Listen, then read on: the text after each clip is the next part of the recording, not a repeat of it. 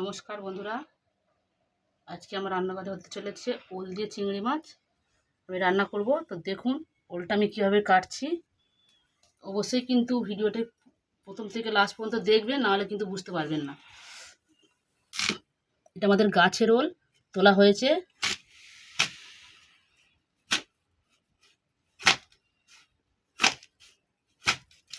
দেখছেন তো কত শক্ত।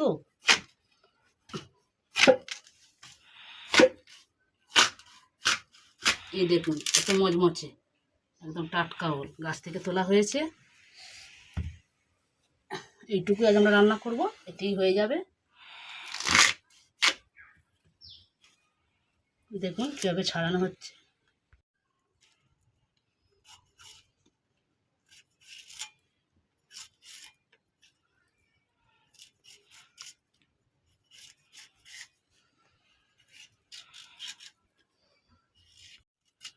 এরকম সরু সরু করে কেটে নেব আমরা, নাহলে সিদ্ধ হতে দেরি হবে।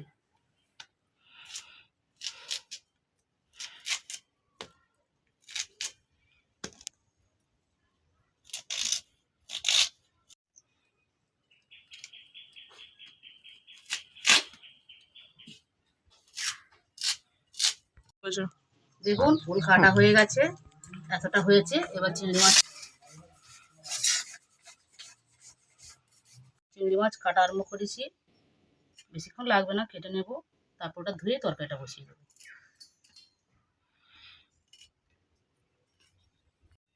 তো চলুন বন্ধুরা, দেখা যাক।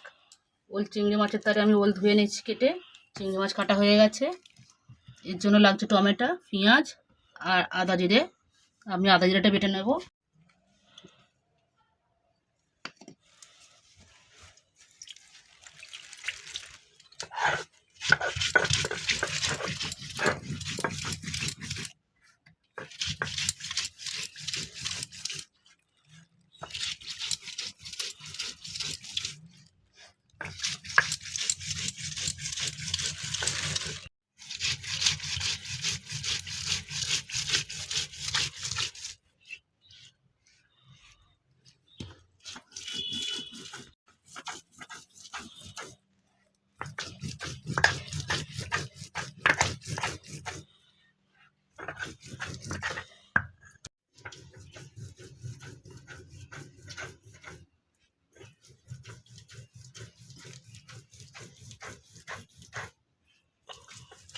আমাদের উনুন ধরে গেছে, এবার আমরা তরকারিটা বসাবো।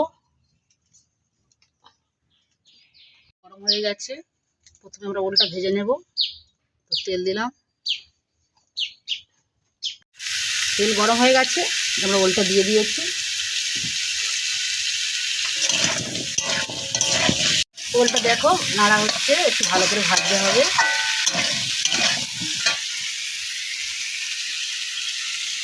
দেখুন দেখে একটু ভাজা ভাজা হয়ে গেছে। এবার আমরা অল্প করে নুন ছড়িয়ে দেবো, যতটা লাগবে পরিমাণ মতন দিতে হবে।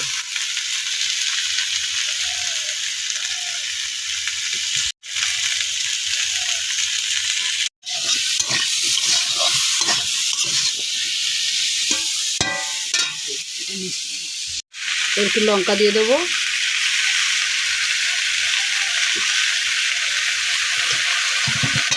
লঙ্কা দিয়ে কিন্তু খুব একটা বেশি নাড়বো না, আরও চোঙা গন্ধ হয়ে যাবে।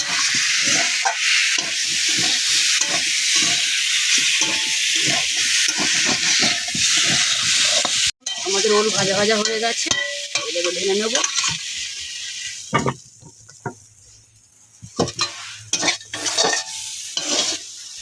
এবার আমরা কড়াতে একটু জল দেব। জল গরম হয়ে গেলে ওলটি জলের মধ্যে দিয়ে দেবো। দেখুন জল গরম হয়ে গেছে, ওলটা ঢেলে দেবো।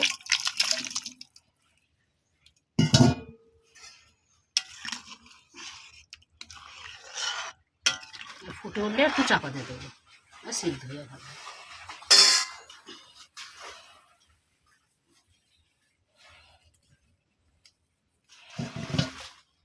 একটু চাপা দিয়ে দেবো।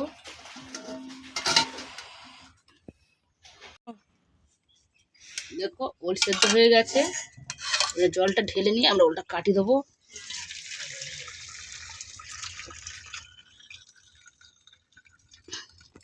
দেওয়া হচ্ছে। ওলটাকে আমরা ভালো করে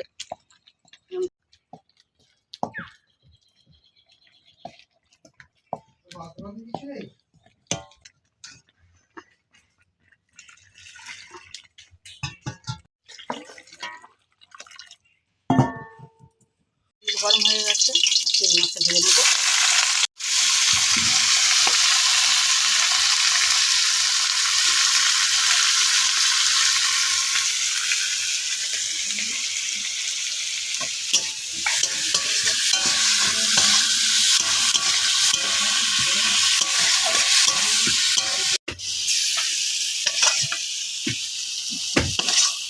গরম হয়ে গেছে, 5 ফোড়ন দিয়েছি, তেজপাতা, পেঁয়াজ দিয়ে দিলাম। পেঁয়াজ টাকাতে একসঙ্গে ভেজে মশলা করে নেব।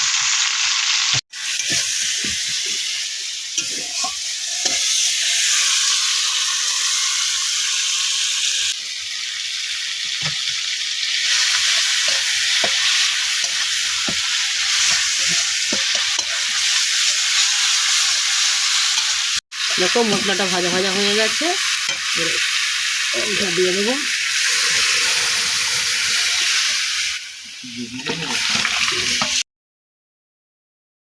দেখুন বন্ধুরা, রান্নাটা হয়ে গেছে। যদি ভিডিওটা ভালো লেগে থাকে তাহলে লাইক করে সাবস্ক্রাইব করবেন।